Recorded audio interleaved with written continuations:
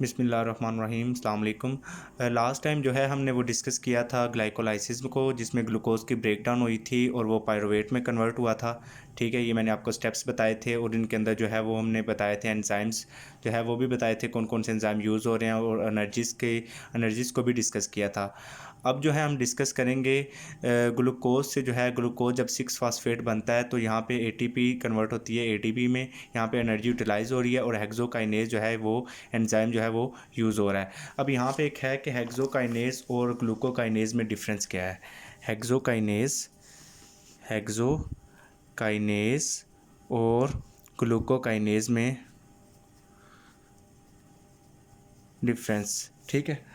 जो हेक्सोकाइनेज है वो सेल के अंदर प्रेजेंट होता है, ठीक है। हेक्सोकाइनेज किस में प्रेजेंट होता है? सेल में प्रेजेंट होता है। Enzyme hexokinase is enzyme present in cells, और ये जो है किस में प्रेजेंट होता है? सिर्फ लीवर में जो है ये प्रेजेंट होता है, ग्लूकोकाइनेज। ठीक हो गया। इसमें जो क्या है, एफिनिटी इसकी क्या होती है? High affinity. एफिनिटी इसकी हाई होती है, इसकी एफिनिटी जो है वो लो होती है। ठीक होगा, इसकी एफिनिटी क्या है? लो है। इसको इनहिबिट कौन करता है? इनहिबिटेड बाय, इसको कौन, हेक्सोकाइनेज को कौन इनहिबिट करता है हमारे पास? Glucose 6 phosphate. ग्लूकोज 6 फास्फेट, ठीक है। और ग्लूकोकाइनेज को इनहिबिट कौन करता है? Fructose 1 phosphate. Inhibited by fructose 1 phosphate, ठीक है। ये इसको इनहिबिट करता है। हेक्सोकाइनेज और ग्लूकोकाइनेज में ये डिफरेंस हो गया। अब हम बात करेंगे जो ग्लूकोज से ग्लूकोज 6 फास्फेट बनता है वो हेक्सोकाइनेज की जो है वो मौजूदगी में बनता है। उसके बाद हमने देखा कि ग्लूकोज 6 फास्फेट कन्वर्ट हो रहा है फ्रुक्टोज 6 फास्फेट में। यहाँ पे अब क्या है, सिर्फ एक पोजीशन का डिफरेंस था। पोजीशन के डिफरेंस की वजह से हमने आइसोमेरेज पुट किया है, यानी कि आइसोमेरेज लगाया है। इसमें एंजाइम कौन सा है? फास्फो आइसोमेरेज, यानी कि ये जो है एंजाइम है इसको लीड करवाता है स्टेप को। अब जो फ्रुक्टोज 6 फास्फेट से कन्वर्जन होगी फ्रुक्टोज 1,6 बिस फास्फेट में, इसमें मैंने बताया था कि फ्रुक्टोकाइनेज 1 एंजाइम यूज़ होता है, और यहाँ पे भी एनर्जी जो है वो यूटिलाइज हो रही है, एटीपी कन्वर्ट होता है एटीपी एडीपी में, और ये इरिवर्सिबल स्टेप है। ये इरिवर्सिबल रिएक्शन है, इरिवर्सिबल स्टेप हो रहा है, ठीक है। अब जो हम डिस्कस करेंगे फास्फोफ्रुक्टोकाइनेज 1 को, ठीक है। यहाँ पे हम डिस्कस करेंगे, यानी कि जब हमारे पास फ्रुक्टोज 6 फास्फेट कन्वर्ट हो रहा है हमारे पास फ्रुक्टोज 1,6 बिस फास्फेट में, तो यहाँ पे एक एंजाइम है जिसे हम कहते हैं फास्फोफ्रुक्टोकाइनेज। फास्फोफ्रुक्टोकाइनेज 1, इसको हम डिस्कस करेंगे। फास्फोफ्रुक्टोकाइनेज जो 1 है वो बेसिकली क्या होता है, ये जो इसकी जो हम देखेंगे कि ये इसको कौन करवाता है, इसको इनहिबिट कौन करवाता है, ये दोनों चीज़ें हम डिस्कस करेंगे। जो फास्फोफ्रुक्टोकाइनेज है इसको जो एक्टिवेट करवाता है, एक तो इसको एक्टिवेट कौन करवाता है? AMP एडिनोसिन मोनोफॉस्फेट का जो हाई लेवल है वो इसको एक्टिवेट करवाता है। दूसरा लो लेवल ऑफ सिट्रेट का जो लो लेवल है वो इसको एक्टिवेट करवाता है। उसके बाद इसको एक्टिवेट करवाता है फ्रुक्टोज 2,6 बिसफॉस्फेट। फ्रुक्टोज 2,6 बिसफॉस्फेट ये इसको एक्टिवेट करवाता है, और ये उस वक्त भी एक्टिवेट करवाता है even in high energy level. यानी कि इसका क्या मतलब है कि फ्रुक्टोज 2,6 बिसफॉस्फेट जो है ये फास्फोफ्रुक्टोकाइनेज को एक्टिवेट करवाता है, और ये उस वक्त भी एक्टिवेट करवाता है जब एनर्जी का लेवल हाई हो, क्योंकि जो हमारे पास फास्फोफ्रुक्टोकाइनेज है इसको इनहिबिट करवाता है, हाई एनर्जी लेवल जो है वो इसको इनहिबिट करवाते हैं। अब आपको ये पॉइंट भी क्लियर हो गया होगा कि जब हाई एनर्जी लेवल इसको इनहिबिट करवा रहे होते हैं तो उस वक्त अगर हमारे पास फ्रुक्टोज 2,6 बिसफॉस्फेट है तो वो उसको एक्टिवेट भी करवाता है, चाहे जो है हमारे पास जो है एनर्जी के लेवल्स हाई भी हों, तब भी जो फ्रुक्टोज 2,6 बिसफॉस्फेट है इसकी जो एक्टिवेशन है वो करवाएगा। ठीक हो गया। इसकी जो इनहिबिट कौन करवाता है इसको, फास्फोफ्रुक्टोकाइनेज को, एक तो एटीपी का हाई लेवल, दूसरा सिट्रेट का हाई लेवल। सिट्रेट का जो हाई लेवल है वो भी इसको जो है वो इनहिबिट करवाता है। ये टीसीए साइकिल में जो है हम आगे देखेंगे, ठीक है, कैब साइकिल में। अब जो इसमें एक चीज़ है कि जो फ्रुक्टोज 2,6 बिसफॉस्फेट है, फ्रुक्टोज 2,6 बिसफॉस्फेट है, हम इसको डिस्कस करेंगे। ये जो है ये फॉर्म बाय, कहाँ से ये फॉर्म हो रहा है, फॉर्म बाय हमारे पास आता है फास्फोफ्रुक्टोकाइनेज 2 से, ठीक है, फास्फोफ्रुक्टोकाइनेज 2 से ये फॉर्म हो रहा है, ठीक हो गया। हमने पहले ये बताया कि मैंने यहाँ से एक स्टेप लिया था कि ये जो फ्रुक्टोज 6 फास्फेट है ये फ्रुक्टोज 1,6 बिस फास्फेट में जब कन्वर्ट होगा तो उसकी मौजूदगी में फास्फोफ्रुक्टोकाइनेज 1 एंजाइम है। हमने फास्फोफ्रुक्टोकाइनेज 1 एंजाइम को जो है हमने वो डिस्कस किया कि इसको एक्टिवेट कौन करवा रहा है, इसको इनहिबिट कौन करवा रहा है। अब एक जो इसके अंदर एक्टिवेशन करवा रहा है वो है फ्रुक्टोज 2,6 बिस फास्फेट। ये हमें कहाँ से आ रहा है, ये फास्फोफ्रुक्टोकाइनेज 2 से आ रहा है। इसके अंदर ये दो एक्टिविटीज़ को शो करता है। ये कितनी एक्टिविटीज़ को शो करता है, इसके अंदर 2 एक्टिविटीज़ होती हैं। एक तो ये अगर तो ये एज ए काइनेज एक्ट करता है तो ये कन्वर्जन करता है किसमें, फ्रुक्टोज 2,6 बिस फास्फेट में, ठीक है, कन्वर्जन करवाएगा, ठीक है, अगर तो एज ए काइनेज एक्ट करता है। लेकिन अगर एज ए फॉस्फेट एक्ट करेगा तो ये क्या करेगा, ये हमारे पास करेगा फ्रुक्टोज 2,6 बिस फास्फेट को कन्वर्ट करवाएगा फ्रुक्टोज 6 फास्फेट में, ठीक हो गया। यानी कि ये एक तो फॉर्म करता है फास्फोफ्रुक्टोकाइनेज 2 से, दूसरा अगर दो एक्टिविटीज़ के तौर पे एक्ट करता है, अगर ये एज ए काइनेज एक्ट करता है तो फ्रुक्टोज 2,6 बिस फास्फेट बनाएगा। अगर एज ए फास्फेट के तौर पे एक्ट करता है तो फ्रुक्टोज 2,6 बिस फास्फेट को कन्वर्ट करवाएगा फिर से फ्रुक्टोज 6 फास्फेट में, ठीक है। अब फ्रुक्टोज 2,6 बिस फास्फेट को या अब जो है इसको इनहिबिट कौन करवाता है, अब इनहिबिशन बल्कि मैं इसकी बताऊँगा कि इसको इनहिबिट कौन करवाता है। वो ये है कि फ्रुक्टोज 1,6 बिस फास्फाटेज एंजाइम इसको इनहिबिट करवाता है। बिस फास्फाटेज एंजाइम जो है वो इनहिबिट करवाता है, ठीक हो गया। ये था हमारे पास फास्फोफ्रुक्टोकाइनेज 1 की जो है मैंने आपको एक्सप्लेनेशन थोड़ी सी दी है। अब जो है हमारे पास फ्रुक्टोज 1,6 बिस फास्फेट कन्वर्ट होता है आगे से हमारे पास दो फॉर्म में, ग्लिसरॉल्डिहाइड 3 फास्फेट और डाईहाइड्रोक्सी एसीटोन फास्फेट में in the presence of aldolase enzyme. अब यहाँ पे जो इन दोनों की आपस में कन्वर्जन हो रही है वो ट्राइयोज फास्फेट आइसोमेरेज करवा रहा है। अब ग्लिसरॉल्डिहाइड 3 फास्फेट कन्वर्ट हो रहा है 1,3 बिस फास्फोग्लिसरेट में in the presence of enzyme glyceraldehyde 3 phosphate dehydrogenase. Dehydrogenase क्यों आया, ये मैंने आपको बताया था कि जब NADH की इन्वॉल्वमेंट होगी तो डिहाइड्रोजिनेज आएगा। अब हम देखेंगे कि ग्लिसरॉल्डिहाइड 3 फास्फेट, इस स्टेप को हम डिस्कस करेंगे। ग्लिसरॉल्डिहाइड 3 फास्फेट से 1,3 बिस फास्फोग्लिसरेट में, यानी कि जब ये बनेगा तो हम इसको डिस्कस करेंगे कि इसमें क्या है। ग्लिसरॉल्डिहाइड 3 फास्फेट से 1,3 बिस फास्फोग्लिसरेट, यानी कि ग्लिसरॉल्डिहाइड 3 फास्फेट से 1,3 बिस फास्फोग्लिसरेट, इसकी कन्वर्जन में हम डिस्कस करेंगे। एक तो इसमें क्या है एक्सप्लेनेशन में बताऊंगा कि एक तो ये फर्स्ट जो है हमारे पास ऑक्सीडेशन रिडक्शन स्टेप है, ठीक है, यानी कि फर्स्ट ऑक्सीडेशन रिडक्शन स्टेप ही हो रहा है नहीं ये ग्लाइकोलाइसिस में। एक तो ये फर्स्ट ऑक्सीडेशन रिडक्शन स्टेप है, दूसरा इसके अंदर की रीऑक्सीडेशन होती है। रीऑक्सीडेशन हो रही है, किसकी रीऑक्सीडेशन हो रही है, NAD प्लस किसके अंदर चेंज हो रहा है, NADH में, ठीक हो गया, NADH पे चेंज हो रहा है, ठीक है। ये देखिए NAD प्लस NADH में चेंज हो रहा है तो ये क्या हो रही है, रीऑक्सीडेशन हो रही है, क्योंकि यहाँ पे एक तो ऑक्सीजन की रिक्वायरमेंट होती है, दूसरा माइटोकॉन्ड्रिया रिक्वायर्ड होता है, ठीक है। ये दो चीज़ें यहाँ पे रिक्वायर्ड हो रही होती हैं तो इसमें जो है वो रीऑक्सीडेशन हो रही होती है, ठीक है। अब इसमें ये होता है कि जो हम जो है अब आगे देखेंगे कि इसका जो नेक्स्ट स्टेप है हम वो देखेंगे कि जब 1,3 बिस फास्फोग्लिसरेट कन्वर्ट होगा 3 फास्फोग्लिसरेट में। अब ये स्टेप मैंने आपको बता दिया, इसमें 2-3 चीज़ें थी। अब 1,3 बिस फास्फोग्लिसरेट कन्वर्ट किसके अंदर हो रहा है, 3 फास्फोग्लिसरेट में, यानी कि अगला स्टेप देखें 1,3 बिस फास्फोग्लिसरेट किसके अंदर कन्वर्ट हो रहा है, 3 फास्फोग्लिसरेट में। अब ये स्टेप आपने देखना है इसके अंदर क्या हो रहा है। इसके अंदर एंजाइम है हमारे पास फास्फोग्लिसरोकाइनेज, फास्फोग्लिसरोकाइनेज, यहाँ पे एटीपी भी जो है हमारे पास रिलीज़ हो रही है। अब क्या होगा कि जो 1,3 बिस फास्फोग्लिसरेट है ये डायरेक्ट कन्वर्ट होगा 3 फास्फोग्लिसरेट में, लेकिन जो 1,3 बिस फास्फोग्लिसरेट है अगर तो ये आरबीसी में इसकी जो प्रोसीजर है वो थोड़ा डिफरेंट होगा। ठीक है, आरबीसीज़ में जो इसका प्रोसीजर है वो थोड़ा डिफरेंट होगा। डिफरेंट क्यों होगा? क्योंकि वहाँ पे माइटोकॉन्ड्रिया प्रेजेंट नहीं होता, तो इस वजह से आरबीसीज़ में ये क्या, जब ये कन्वर्ट होगा किस में, 2,3 बिस फास्फोग्लिसरेट में। ठीक है, 1,3 बिस फास्फोग्लिसरेट से किस में कन्वर्ट होगा, 2,3 बिस फास्फोग्लिसरेट में, आरबीसीज़ में, क्योंकि आरबीसीज़ में जो है इसका जो प्रोसीजर है वो थोड़ा डिफरेंट होगा, क्योंकि वहाँ पे माइटोकॉन्ड्रिया जो है वो प्रेजेंट नहीं होता।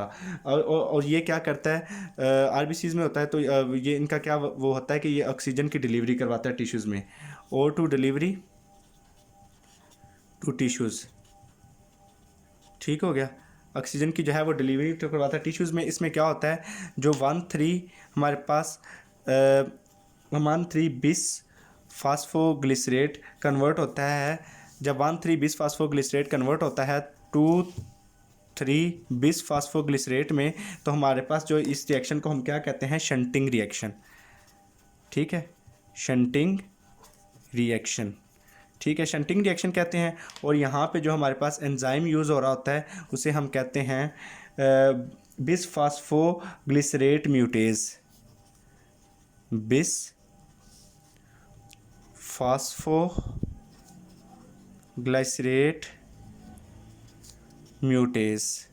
ठीक हो गया। अब इसके बाद बताऊंगा कि जो 2,3 बिस फास्फोग्लिसरेट 2,3 बिस फास्फोग्लिसरेट, अगर ये 2,3 बिस फास्फोग्लिसरेट 3 फास्फोग्लिसरेट में कन्वर्ट होता है, 3 फास्फोग्लिसरेट में कन्वर्ट होता है, तो यहाँ पे एंजाइम आएगा फास्फाटेज। फास्फाटेज एंजाइम जो है यहाँ पे आएगा। अब ये एक दफ़ा दोबारा देखिएगा कि इसमें क्या हुआ है कि मैंने आपको बताया कि 1,3 बिस फास्फोग्लिसरेट को जब कन्वर्ट करेंगे 3 फास्फोग्लिसरेट में, इस स्टेप को हमने लिया है। इस स्टेप को, उसमें क्या होता है कि इसका जब ये आरबीसीज़ में इसका प्रोसीजर डिफरेंट है, क्योंकि वहाँ पे माइटोकॉन्ड्रिया नहीं होता। 1,3 बिस फास्फोग्लिसरेट से 2,3 बिस फास्फोग्लिसरेट बनेगा। ठीक है, ये ऑक्सीजन की जो है वो टिश्यूज़ के अंदर डिलीवरी करवाता है। 1,3 बिस फास्फोग्लिसरेट जब इसमें कन्वर्ट होगा, इस चीज़ में कन्वर्ट होगा 2,3 बिस फास्फोग्लिसरेट में, इस रिएक्शन को हम कहते हैं शंटिंग रिएक्शन। और इन द प्रेजेंस ऑफ कौन से एंजाइम्स में, कौन से एंजाइम के प्रेजेंस में हो रहा है, ये बिस फास्फोग्लिसरेट म्यूटेज की प्रेजेंस में। उसके बाद 2,3 बिस फास्फोग्लिसरेट अगर 3 फास्फोग्लिसरेट में कन्वर्ट होगा तो इसमें जो एंजाइम है वो फास्फाटेज होगा। ठीक है, ये था। उसके बाद हम जो है आगे देखेंगे कि इसमें जो हमारे पास एक आगे जो आ रहा है 3 फास्फोग्लिसरेट कन्वर्ट होगा 2 फास्फोग्लिसरेट में, ये ऐसा उसी तरह रहेगा इन द प्रेजेंस ऑफ फास्फोग्लिसरोम्यूटेज में। उसके बाद 2 फास्फोग्लिसरेट आगे कन्वर्ट होगा फास्फोइनोल पायरोवेट में in the presence of enolase enzyme. उसके बाद जो लास्ट वाला जो स्टेप है हमारे पास, फास्फोइनोल पायरोवेट कन्वर्ट हो रहा है पायरोवेट में in the presence of pyruvate kinase. यहाँ पे भी 2 एटीपी जो है हमें रिलीज़ हो रहे हैं, मिल रहे हैं। अब जो पायरोवेट काइनेज है हम इसको डिस्कस करेंगे। ठीक है, इसको डिस्कस करेंगे पायरोवेट काइनेज को। पायरोवेट काइनेज को डिस्कस करेंगे। पायरोवेट काइनेज क्या है? पायरोवेट काइनेज एंजाइम है जिसमें जो क्या करता है, फास्फोइनोल पायरोवेट को पायरोवेट में कन्वर्ट करवाता है। और इसमें ये होता है कि कन्वर्जन इसकी होती है, आगे से 2 पायरोवेट्स के जो है वो मॉलिक्यूल्स बनाता है। ठीक है, इसमें ये होगा कि हम देखेंगे पायरोवेट काइनेज को सबसे पहले तो इनहिबिट कौन करवाता है, इसको इनहिबिट और एक्टिवेट कौन। सबसे पहले हम एक्टिवेशन देखेंगे, इसको एक्टिवेट कौन करवाता है, फ्रुक्टोज 1,6 बिस फॉस्फेट जो है वो इसको एक्टिवेट करवाता है। फ्रुक्टोज 1,6 बिस फॉस्फेट क्या करवाता है, पायरोवेट काइनेज को एक्टिवेट करवाता है। उसके बाद इसको इनहिबिट कौन करवाता है, CMP कैंप यानी कि dependent protein kinase, dependent protein kinase जो है वो इसको इनहिबिट करवाता है। ठीक हो गया। ठीक है, अगर तो ये इनएक्टिवेट रहता है, इनएक्टिवेटेड है, अगर तो ये इनएक्टिवेटेड है तो क्योंकि अगर इनएक्टिवेटेड होगा तो ये एक तो पायरोवेट काइनेज जो है वो लीवर में है, पायरोवेट काइनेज का जो है वो इनएक्टिवेट होगा तो ये पायरोवेट काइनेज होगा, ये लीवर में जो है। अब जो है इनएक्टिवेटेड फॉर्म को जो है इसको रीएक्टिवेट कौन करवाएगा, रीएक्टिवेट वेटेड करवाता है इसको दोबारा जो रीएक्टिवेटेड करवा रहा है वो हमारे पास एक एंजाइम है। वो एंजाइम कौन सा है हमारे पास, उसको हम कहते हैं फास्फोप्रोटीन फास्फाटेज। फास्फोप्रोटीन फास्फाटेज, ठीक है। ये एंजाइम जो है इसको वो क्या करवाता है, इसको रीएक्टिवेट करवाता है। उसके बाद हम देखेंगे पायरोवेट की डेफिशिएंसी को। अगर पायरोवेट की डेफिशिएंसी हो जाए तो क्या होता है, पायरोवेट की वेट की जब डेफिशिएंसी हो जाए तो हमारे पास सबसे पहले होता है कि हीमोलिटिक एनीमिया जो है वो काज होता है। हीमोलिटिक एनीमिया जो है वो आता है। हीमोलिटिक एनीमिया में क्या होता है कि सेकंड जो है वो एक तो ये सेकंड मोस्ट काज है, मोस्ट कॉमन काज है, सेकंड मोस्ट कॉमन काज है, ठीक है। दूसरा ये कि इसकी जो हीमोलिटिक एनीमिया की जो फर्स्ट काज है ना, जो इसको फर्स्ट काज करता है, ठीक है। ये तो सेकंड मोस्ट काज है पायरोवेट की डेफिशिएंसी। फर्स्ट काज जो इसकी है वो है हमारे पास glucose 6 phosphate dehydrogenase. Glucose 6 phosphate dehydrogenase, ठीक हो गया। ये हमें जो है वो करवाता है। अब इसके बाद हम देखेंगे total energy level, total energy को, ठीक है। यानी कि इस ग्लाइकोलाइसिस के पूरे स्टेप में कितनी जो है हमारे पास एनर्जी जो है वो हमें मिली है। टोटल एनर्जी को, नेट एनर्जी को हम डिस्कस करेंगे, या टोटल एनर्जी को। इसमें देखें सबसे पहले आपको ये पता होना चाहिए कि 1NADH जो है उसके अंदर होते हैं 3 ATP, ठीक हो गया। यहाँ पे हमारे पास कितने थे, 2NADH, ठीक है। 2NADH यानी कि हमारे पास कितने ATP हो गए, 6 ATP, ठीक हो गया। 1NADH में क्या होता है, 3 ATP होता है। अगर 2NADH आए उसका क्या मतलब है कि 6 ATPs हैं, ठीक है। 6 ATPs ये हो गए। उसके बाद 2 ATP इधर से हमें जो है मिल रहे हैं, और 2 ATP 4 ATPs, तो 4 ATP जो है हमें वो नीचे वाली रिएक्शन जो स्टेप से मिल रहे हैं। 6 और 4 हमारे पास कितने हो गए, 10 ATPs। 10 ATP में हमने जो 2 ऊपर यूटिलाइज़ किए हैं, यूटिलाइज़ भी तो किए हैं एनर्जी यूटिलाइजिंग स्टेप्स में, तो 2 ऊपर से जो है वो सब्ट्रैक्ट कर दिए, तो हमारे पास कितने बच गए, 8 ATP जो है ये हमारे पास नेट एनर्जी स्टेप में जो है ग्लाइकोलिसिस में मिलती है। अब जो है मैं इसको दोबारा एक दफ़ा रिव्यू करता हूँ। तो सबसे पहले जो है मैंने आपको बताया कि ग्लूकोज कन्वर्ट हो रहा है ग्लूकोज 6 फास्फेट में in the presence of hexokinase enzyme के, ठीक है। हेक्सोकाइनेज और ग्लूकोकाइनेज में मैंने डिफरेंस बताया कि ये सेल में प्रेजेंट होता है और ये लीवर में प्रेजेंट होता है। इसकी एफिनिटी हाई होती है, इसकी लो होती है। ये इसको इनहिबिट करता है ग्लूकोज 6 फास्फेट, इसको इनहिबिट करता है फ्रुक्टोज 1 फास्फेट।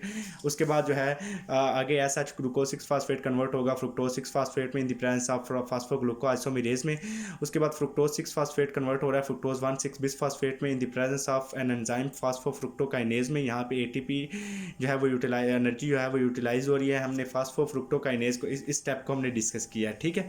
इस स्टेप को जब हम डिस्कस करेंगे, फास्फोफ्रुक्टोकाइनेज 1 है, इसको इनहिबिट कौन करवाता है, high level of adenosine monophosphate और लो लेवल ऑफ सिट्रेट। इसको इनहिबिट इसको एक्टिवेट करवा रहा है ये एडिनोसिन मोनोफॉस्फेट का हाई लेवल, और सिट्रेट का लो लेवल इसको एक्टिवेट करवा रहा है फास्फोफ्रुक्टोकाइनेज 1 को। अब इसको एक्टिवेट फ्रुक्टोज 2,6 बिसफॉस्फेट भी करवा रहा है, लेकिन ये एक्टिवेट उस वक्त भी करवाता है जब हाई लेवल होंगे, क्योंकि हाई लेवल इसको इनहिबिट करवाते हैं, ठीक है। लेकिन जो फ्रुक्टोज 2,6 बिसफॉस्फेट है ये उसको हाई लेवल में भी, एनर्जी लेवल पे भी इसको एक्टिवेट करवा रहा होगा, ठीक है। इसको इनहिबिट करवाता है हाई एनर्जी ATP। उसके बाद सिट्रेट का हाई लेवल जो है वो इसको इनहिबिट करवाता है। उसके बाद ये जो है ये मैंने आपको बताया कि ये फॉर्म बाय ये फ्रुक्टोज 2,6 बिसफॉस्फेट ये कहाँ से फॉर्म होता है, फास्फोफ्रुक्टोकाइनेज 2 से। ये 2 एक्टिविटीज़ को शो करता है। अगर एक्ट एज ए काइनेज जो हो तो फिर ये फ्रुक्टोज 2,6 बिसफॉस्फेट बनाता है। फिर अगर एज ए एक्ट करे एज ए फास्फेट तो फ्रुक्टोज 2,6 बिसफॉस्फेट को कन्वर्ट करता है फ्रुक्टोज 6 फास्फेट में, तो ये उसको इनहिबिट करता है फ्रुक्टोज 1,6 बिसफॉस्फेटेज एंजाइम, ठीक है। उसके बाद मैंने आपको बताया कि फ्रुक्टोज 1,6 बिसफॉस्फेट रेडी ऐसे कन्वर्जन हो जाएगी। उसके बाद ग्लिसरॉल्डिहाइड 3 फास्फेट जी की जब कन्वर्जन होगी 1,3 बिसफॉस्फोग्लिसरेट में, उसमें क्या हो जाएगा, इसमें ये फर्स्ट ऑक्सीडेशन रिडक्शन स्टेप है, इसमें रीऑक्सीडेशन हो रही है NAD+ जो NADH बन रहा है, क्योंकि यहाँ पे ऑक्सीजन और माइटोकॉन्ड्रिया की रिक्वायरमेंट जो है हमें होती है। इस वजह से जो है ऑक्सीडेशन रीऑक्सीडेशन जो है वो हो रही है। उसके बाद जो है मैंने अब आपको बताया कि 1,3 बिसफॉस्फोग्लिसरेट से 3 फास्फोग्लिसरेट जो बना in the presence of phosphoglycerokinase enzyme के, यहाँ पे भी ATP जो है वो हमें मिल रही है 2 मॉलिक्यूल्स। इसमें क्या हो रहा है, इसका जो 1,3 बिसफॉस्फोग्लिसरेट है ये 3 फास्फोग्लिसरेट में डायरेक्ट कन्वर्ट हो जाएगा, लेकिन जो इसका RBCs में प्रोसीजर है वो थोड़ा डिफरेंट है, क्योंकि वहाँ पे माइटोकॉन्ड्रिया प्रेजेंट नहीं होता। इसलिए वहाँ पे जो ये कन्वर्ट होगा 2,3 बिसफास्फोग्लिसरेट में, क्योंकि यहाँ पे ये एक तो ऑक्सीजन की जो है वो डिलीवरी करवाता है टिश्यूज़ में।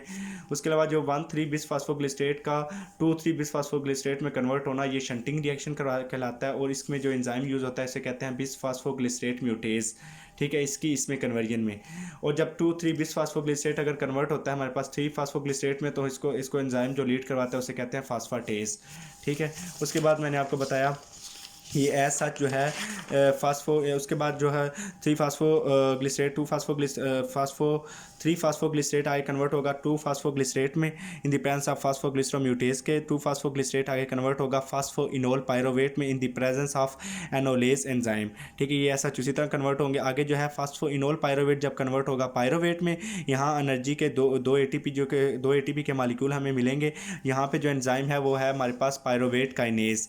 जब पायरोवेट काइनेज जो है हम इसको डिस्कस करेंगे। पायरोवेट काइनेज जो है इसको एक्टिवेट कराता है फ्रुक्टोज 1,6 बिसफॉस्फेट।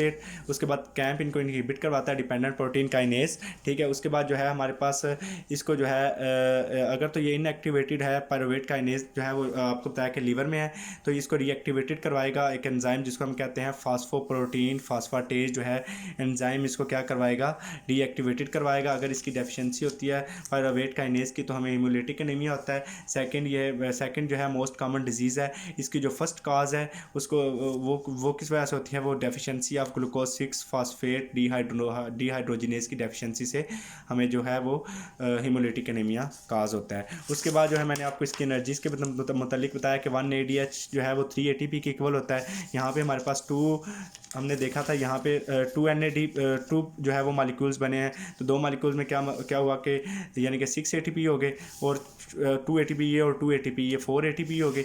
4 ATP ये हो गए, 6 ये हो गए, 4 और 6 10 हो गए, ठीक है। 10 में अगर जो 2 हमने यूटिलाइज़ किए हैं वो 2 सब्ट्रैक्ट कर दें तो 8 ATP है। ये जो हमारे पास ये है नेट एनर्जी है, ठीक है। ये जो हमें ग्लाइकोलाइसिस से जो है वो मिलती है, ठीक है। ये आपका जो ग्लाइकोलाइसिस का जो है वो टॉपिक कंप्लीट हो गया। Thank you so much. अल्लाह हाफिज़।